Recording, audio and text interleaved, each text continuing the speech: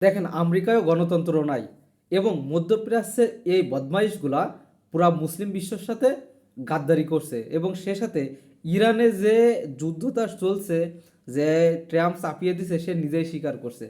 দেখেন, মোট কথা আমরা গণতন্ত্র দেশ জানি কাদেরকে? আমেরিকাকে জানি, যে তারা গণতান্ত্রিক একটা দেশ।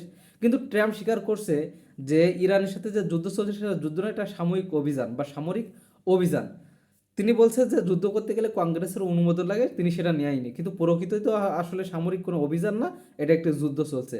সুতরাং সে চোখের সামনে কি করছে? মিথ্যা কথা বলছে, আর মানুষের সেটা বিশ্বাস করতে হচ্ছে।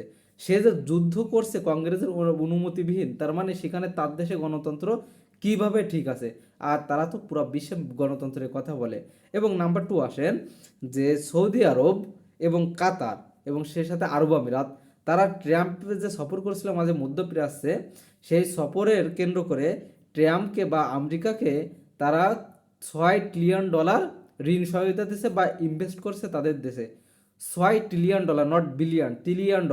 আপনি চিন্তা করেন যে 1000 বিলিয়নে $1 ট্রিলিয়ন, সুতরাং তারা $6 ট্রিলিয়ন বিনিয়োগ করছে আমেরিকার বা আমেরিকার অর্থনীতিতে। তার মানে আমেরিকা যে যুদ্ধ করছে বা তারা যে ইসরায়েলকে সহযোগিতা করে, কাদের টাকায় করে? মধ্যপ্রাচ্যে এদের টাকায় করে। তার মানে চিন্তা করেন যে মুসলিমদের উপরে যে নিপীড়ন হচ্ছে, যা হচ্ছে সমস্ত বিশ্বে আমেরিকা করছে, সব করছে মধ্যপ্রাচ্যের এই বদমাইশদের টাকায়।